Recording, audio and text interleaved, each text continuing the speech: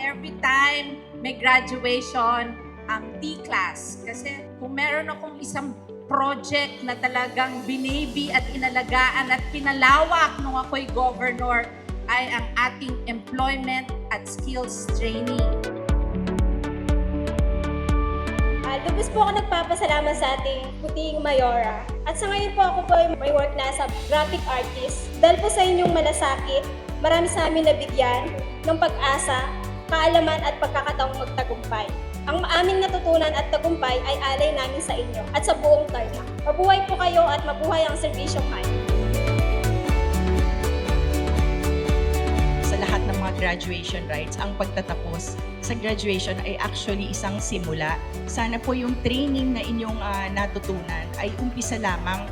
I've always believed that the success of something like this is yung continuation po na patuloy na pag-aaral at pagsasanay.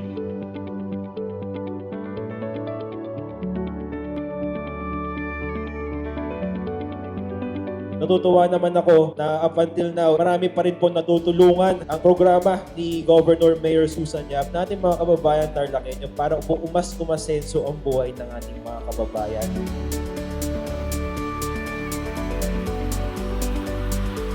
This training or this program will sustain them the rest of their lives. Ang ibig ko po sabihin, ito na po ang magiging simula.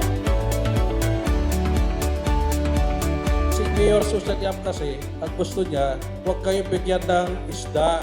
Gusto niya, turuan kayong mangisda. Kaya ito ang programa niya dito sa T-Class, na bigyan kayo ng kabuhayan. Sa mga training na ito po ang magiging daan para makakapagpabago sa mga buhay po natin. Maraming salamat po.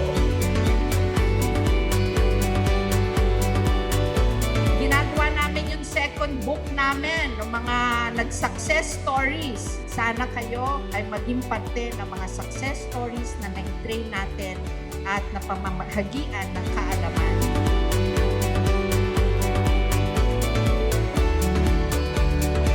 Maraming salamat po and good luck sa inyo. Thank you very much.